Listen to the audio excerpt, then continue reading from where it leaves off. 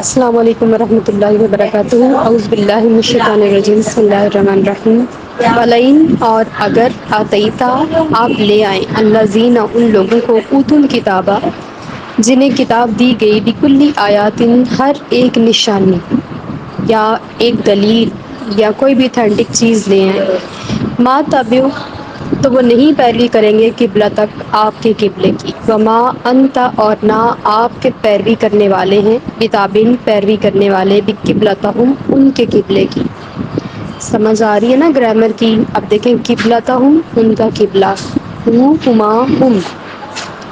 وما اور نہ وہ بعدہم وہ پیروی کرنے والے ہیں بتابن پیروی کرنے والے قبلۃ بعد ایک دوسرے کے قبلے کی ولئن اتبعت اور اگر وہ پیروی کرے اہواءہم اپنی خواہشات کی جب تحویل قبلہ کا حکم آ گیا اور مسلمانوں نے اپنا قبلہ تبدیل کر لیا تو اہل کتاب جو تھے ان کی کتاب میں یعنی کہ توریت زبور انجیل میں یہ حکم تحریر شدہ تھا کہ جو آخری نبی آئیں گے نا ان کا قبلہ بیت المقدس نہیں ہوگا، ان کا قبلہ بھی اور ہوگا اور ان کا قبلہ بعد میں تبدیل کیا جائے گا، یہاں تک بھی ان کی کتاب میں مسلمانوں کے بارے میں اسلام کے بارے میں پیشین گوئیاں موجود تھیں۔ تو یہاں پہ اللہ پاک کی آیت میں فرما رہے ہیں کہ اگر آپ اہل کتاب کے پاس ہر طرح کی دلیل بھی لے آئے نا کہ ان کی اپنی کتاب میں سے دلیل اٹھا کے دے دیں ان کو کہ یہ دیکھیں آپ کی اپنی کتاب میں لکھا ہے کہ مسلمانوں کا قبلہ جو ہے وہ الگ ہوگا اور وہ تبدیل ہوگا، پہلے آپ کے ہی قبلے کے ساتھ وہ نماز پڑھیں گے لیکن اس کے بعد وہ تبدیل ہو جائے گا، یہ ان کی کتاب میں لکھا گیا ہے، تب بھی وہ آپ کے قبلے کی پیروی نہیں کریں گے۔ اور اللہ تعالیٰ فرما رہے ہیں اب آپ نے ان کے قبلے کی پیروی نہیں کرنی، نہ وہ آپ کے قبلے کی پیروی کریں گے نہ آپ نے ان کے قبلے کی پیروی کرنی ہے، اور نہ آپ دونوں نے ایک دوسرے کے قبلے کی پیروی کرنی ہے، یعنی کہ یہاں پہ حتمی حکم نازل ہو گیا کہ اب کسی نے کسی کے قبلے کی پیروی نہیں کرنی بلکہ سب نے اپنے اپنے قبلے کی پیروی کرنی ہے۔ وَلَئِنِ اتَّبَعْتَ اور اگر آپ پیروی کریں اہواءہم ان کی خواہشات کی من بعدی اس کے بعد ما جاءک من العلم کہ آ گیا آپ کے پاس علم انک اذا لمن الظالمین تو آپ ضرور ظالموں میں شمار ہو جائیں گے۔ اب تبدیل قبلہ کے بعد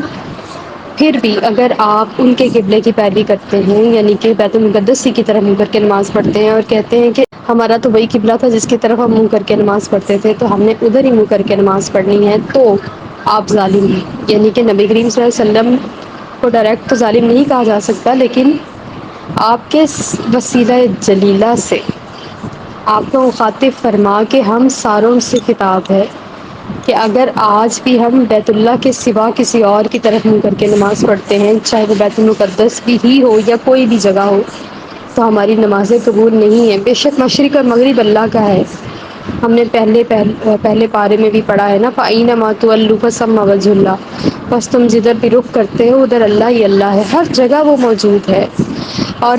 اس نے اپنا آپ جو ہے نا وہ ہر جگہ موجود رکھ کے بھی چھپایا ہوا ہے۔ دیکھیں کیا شان ہے میرے رب کریم کی کہ ہر پاسے سونے دسدا تو لیکن تو کتوں بھی دسدا نہیں، نظر نہیں آتا کہیں سے بھی، کہیں سے بھی ہم اس کو کھوج نہیں سکتے کہ یہ خدا ہے، لیکن ہر جگہ موجود ہے، اپنے ہونے کی دلیل دیتا ہے، ثبوت فراہم کرتا ہے لیکن نظر نہیں آتا۔ یہی تو خدا ہونے کی دلیل ہے، خدا ہوتا ہی وہ ہے جو سمجھ میں نہ آئے، جو نظر نہ آئے، وہی خدا ہوتا ہے۔ جو چیزیں نظر آ رہی ہیں جو مجسم شکل میں موجود ہیں وہ خدا تو نہ ہوئی نا پھر۔ اور پھر وہ جو سمت مقرر کی ہے اللہ پاک فرما رہے ہر ایک کے لیے میں نے مقرر کی ہے، ہر امت کے لیے ہے، لہٰذا آپ کے لیے بھی ہے۔ ہماری سمت اب خانہ کعبہ ہے جو دنیا کا مرکز ہے اور ساری دنیا اپنے مرکز کی طرف منہ کر کے نماز پڑھتی ہے۔ اگر ہم اس کو درمیان میں ایک نون کے نقطے کی طرح رکھ کے دیکھ لیں نا تو پھر چاروں سائڈوں سے نماز پڑھی جا رہی ہے اس مرکز کی طرف۔ تو اللہ تعالیٰ فرما رہے اگر آپ کے پاس علم آ چکا ہے نا کہ توریت میں یہ لکھا ہے، زبور میں یہ لکھا ہے، انجیل میں یہ لکھا ہے اور آپ کے اپنے قرآن پاک میں تبدیلی قبلہ کا حکم ہو چکا ہے، پھر بھی آپ قبلہ تبدیل نہیں کریں گے تو آپ ظالموں میں شمار ہوں گے، لہٰذا آج سے اس آرڈر کو حتمی آرڈر سمجھ لیا جائے۔ الذین وہ لوگ آتیناہم الکتابہ جنہیں ہم نے کتاب دی، یعرفونہ وہ اس کو پہچانتے ہیں، کما جیسے یعرفونہ وہ پہچانتے ہیں ابناءہم اپنے بیٹوں کو، وَإِنَّ فَرِيقًا اور بے شک ایک گروہ منہم ان میں سے لیکتمون الحق کا حق کو چھپاتا ہے وہم یعلمون حالانکہ وہ جانتا ہے، یعنی کہ جان بوجھ کے حق کو چھپاتا ہے۔ تو رات اور ظہور والے یعرفونہ نبی کریم صلی اللہ علیہ وسلم کو پہچانتے ہیں، کما جیسے یعرفون ابناہم کوئی اپنے بیٹوں کو پہچانتا ہے۔ یہاں پہ ایک مثال اللہ پاک نے بڑی پیاری دی ہے کہ ایک مجمع ہو جہاں پہ بہت سارے لوگ ہوں، بڑی دنیا ہو، وہاں پہ ہمارا اپنا ایک بیٹا موجود ہو، تو کیا ہم اتنے بڑے مجمع میں اس بیٹے کو پہچان نہیں لیں گے؟ اپنی اولاد سب سے زیادہ انسان کو محبوب ہوتی ہے اور وہ سب سے زیادہ اس کو ہی جانتا ہے۔ تو اللہ تعالیٰ فرما رہے ہیں جب محبوب علیہ الصلوۃ والسلام دنیا میں تشریف لائے تو ان کی کتابوں میں نے اتنی ڈیٹیل سے ان کی آمد کا تذکرہ، ان کے رخ زیبا کا تذکرہ، ان کے افعال کا تذکرہ، ان کی قد و قامت کا تذکرہ، ان کی دمکتی رنگت کا تذکرہ، ان کی چشمان مقدس میں دوڑنے والے ڈوروں کا تذکرہ، آپ کی جو رگ مبارک ماتھے پہ چمکتی تھی وہ پھڑکتی تھی اس کا بھی تذکرہ، آپ کے نین مبارک کا تذکرہ،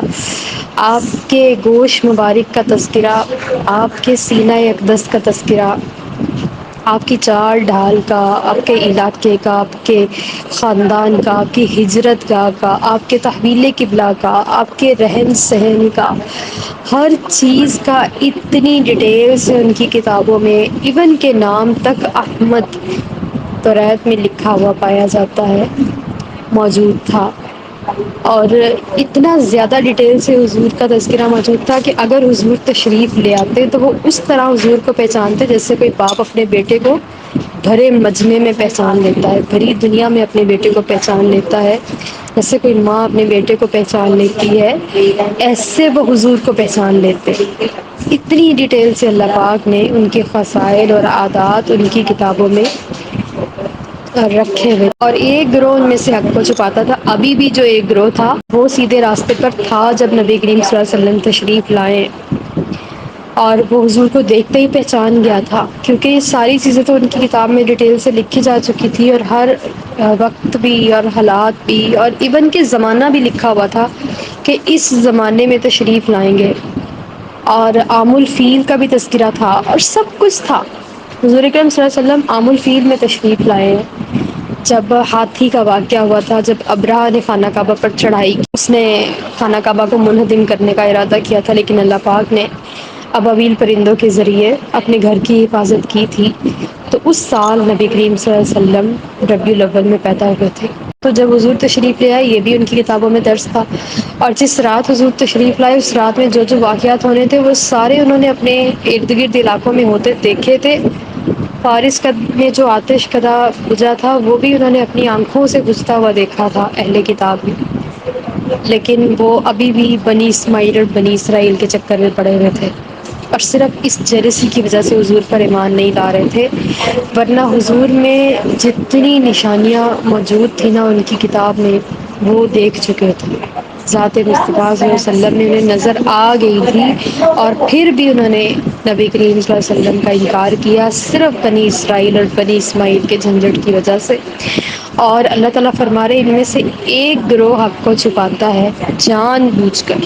یہ نہیں کہ وہ جانتا نہیں ہے، کیونکہ اللہ نے پوری ڈیٹیل سے سب کچھ بیان کیا ہے، جانتا ہے۔ اور وہ لوگ اپنی تورات کو پڑھا کرتے تھے، ہم لوگ تو چلو قرآن کھولتے نہیں ہیں نا، ہماری ایک بد نصیبی ہے، لیکن وہ اپنی تورات کو پڑھا کرتے تھے اور انہیں سب پتہ تھا کہ ان کی تورات میں کیا لکھا ہے۔ ہمارے ہاں تو بہت ساروں کو نہیں پتہ نا ہمارے قرآن پاک میں کیا لکھا ہے، لیکن انہیں اپنی تورات کا پتہ تھا، اور وہ جان بوجھ کے اس کو ڈینائی کرتے تھے، اس کو جھٹلاتے تھے۔ الحق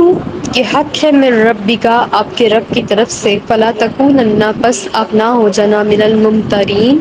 شک کرنے والوں میں سے، یعنی کہ تبدیلی قبلہ، تحویل کعبہ یہ سب کچھ حق ہے، اور اس میں کسی قسم کا شک نہیں ہونا چاہیے کہ نبی کریم صلی اللہ علیہ وسلم نے یہ اپنے پاس سے کیا ہے یا آیت خود کر لی ہے یا دعائیں کی ہیں یا مناجات کی ہیں، بلکہ یہ حق نے اپنی مرضی سے کیا ہے، اللہ نے اپنی مرضی سے کیا ہے، محبوب علیہ الصلوۃ والسلام کی دلی چاہت کو دیکھتے ہوئے کیا ہے۔ اور اس میں کسی کو کوئی اعتراض نہیں ہونا چاہیے، کوئی شک نہیں ہونا چاہیے، اس میں کوئی دو رائے نہیں ہونی چاہیے، بلکہ اس کا تذکرہ صحابہ کتابوں میں بھی ملتا ہے، اور یہ اپنے رب کی طرف سے حق سمجھتے ہوئے اپنا قبلہ خانہ خدا کو آج سے مان لیا جائے۔ یعنی کہ جب تک مدینہ شریف میں اسلام اور نماز کا حکم فرضیت نازل ہوا تو صرف 16 یا 17 ماہ جو تھے وہ بیت المقدس کی طرف تھے، باقی کی ساری جو لائف ہے وہ اسی خانہ خدا کی طرف ہے، اور تا قیامت رہے گی جب تک کہ ایک بھی مسلمان اس دنیا میں موجود ہے خانہ خدا کی طرف منہ کر کے ہی نماز پڑھے گا۔ وَلِكُلٍّ اور ہر ایک کے لیے وجہتن ایک سمت مقرر ہے، ہوا وہ مولیہا وہ اس کی طرف رخ کرتی ہے۔ فَاسْتَبِقُوا پس سبقت لے جاؤ، آگے نکل جاؤ، الخیراتی نیکیوں میں، اینما جہاں کہیں بھی تکونوا تم ہوگے، یاتی لے آئے گا، بکم اللہ تمہیں اللہ تعالی، جمیعاً سب کو، ان اللہ بے شک اللہ تعالیٰ علی کل شیء قدیر ہر چیز پر قادر ہے۔ اگر مسلمانوں کا قبلہ جو ہے وہ خانہ کعبہ کو مقرر کر دیا گیا اور وہ زمین کا مرکز ہے اور پوری کائنات اس کے گرد گھومتی ہے، پوری زمین اس کے گرد ہے، وہ بالکل central part of the world ہے،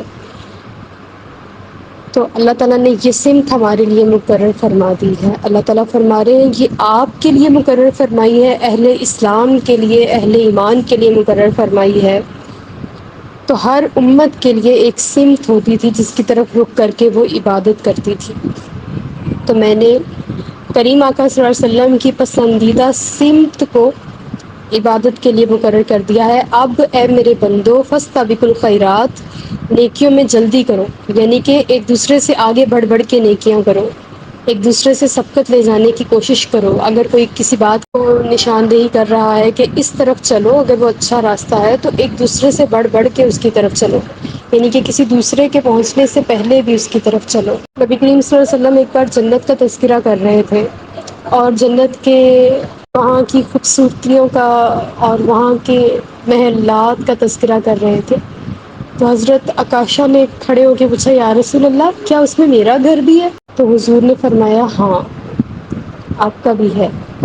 تو پھر دوسرے صحابی کھڑے ہوئے، یا رسول اللہ کیا ہمارا بھی ہے، کیا ہمارا بھی ہے؟ تو حضور نے فرمایا عکاشہ تم سب پہ سبقت لے گئے،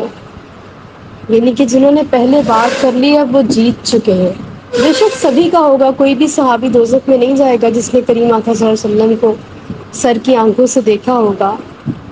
اور ان کے جسم اقدس سے مس ہوئے ہوں گے، تو کوئی بھی دوزخ میں نہیں جائے گا، لیکن ان کے لیے بھی درجات ہیں، جنت کے درجات ہوں گے۔ تو فاستبقوا الخیرات کا مطلب یہ ہے کہ ایک دوسرے کی شکل نہ دیکھی جائے، ایک دوسرے کی طرف نہ دیکھا جائے، بلکہ ایک دوسرے سے بڑھ بڑھ کے نیکیاں کی جائیں۔ ہر کام میں ہم ایک دوسرے کو دیکھتے رہیں، لیکن اس نیکیوں کے کاموں میں ہم ایک دوسرے سے سبقت لے جائیں، بڑھتے چلے جائیں، ایک دوسرے سے آگے بڑھنے کی کوشش کریں، ذوق و شوق کے ساتھ نیکی کی جائے۔ کوئی بھی عبادت ہو، کوئی بھی کسی کی ہیلپ ہو، کوئی عمل ہو، کوئی جس میں مخلوق کا فائدہ ہو، ہر وہ کام نیکی ہے جس میں مخلوق کا فائدہ ہو۔ ضروری نہیں ہے کہ جائے نماز ہی بچھانا ہے، وضو ہی کرنا ہے اور اپنے رب سے ہی گفتگو کرنی ہے، اس کا فائدہ صرف ہماری ذات کو ہوگا اور اس کی مرضی ہے وہ قبول کرے یا منہ پہ مار دے، اس کی رضا ہے۔ لیکن جس میں کسی کا فائدہ ہوگا وہ ریجیکٹڈ نہیں ہوگی، چاہے اس میں ریاکاری بھی آ جائے، چاہے اس میں دکھلاوا بھی آ جائے، چاہے اس میں دنیا داری بھی آ جائے، لیکن کسی کی مدد ہو جانا یہ اللہ کو پسند ہے، کسی کا مددگار بن جانا اللہ کو پسند ہے۔ اس لیے بڑھ بڑھ کے نیکیاں کرنی چاہیے، ایک دوسرے سے آگے بڑھ بڑھ کے اپنے رب کو منانے کی کوشش کرنی چاہیے۔ تو اللہ تعالیٰ فرما رہے ہیں کہ آج خانہ کعبہ کی طرف منہ کر کے عبادت کر لو، کل قیامت والے دن تم جس سرزمین پر بھی دفن ہوگے، جس مقام پر بھی تم دفن ہوگے، اللہ پاک تمہیں اس مقام سے اٹھا کے اپنی بارگاہ میں حاضر کر لے گا اور تمہیں روز محشر پوری دنیا سے جمع کر کے سب کو لے آئے گا میدان عرفات میں، یا اللہ تعالیٰ نے فرمایا کہ اس زمین کو دوسری زمین کے ساتھ بدل دیا جائے گا، کیونکہ یہ مٹی کنکریٹ اور ریت سے بنی ہے تو اس زمین کو نعوذ باللہ کروڑ بار نعوذ باللہ اللہ پاک تانبے کے ساتھ بدلے گا، اور تانبے کی زمین ہوگی اور صبا نیزے کا سورج ہوگا، اور سب اپنے اپنے پسینوں میں ڈوبے ہوں گے اور سب ننگے پاؤں ہوں گے، لیکن پاؤں رکھیں گے اسی تانبے کی زمین پر۔ آج ہم باہر گرم فرش پہ ننگے پاؤں نہیں جا سکتے، ہم گرم دھوپ میں 2 منٹ کھڑے نہیں ہو سکتے، لیکن اس دن کھڑے ہونا ہوگا۔ اللہ پاک سب کو لے کر آئے گا اور سب کو مجبور کرے گا اپنے حکم کی تابع داری کی طرف۔ جنہوں نے ساری زندگی اپنے رب کو نہیں سمجھا ہوگا، نہیں چاہا ہوگا، اس دن وہ بھی مجبور ہوں گے اپنے رب کی چاہت میں، کیونکہ اللہ تعالیٰ فرما رہے ہیں کہ میں ہر چیز پر قادر ہوں، اور اس روز اس کی قدرت کا اظہار ہوگا اور اس کی قدرت نظر آئے گی انشاءاللہ۔ اللہ پاک ہمیں اس دن کی سختیوں سے، آزمائشوں سے محفوظ رکھے، آمین۔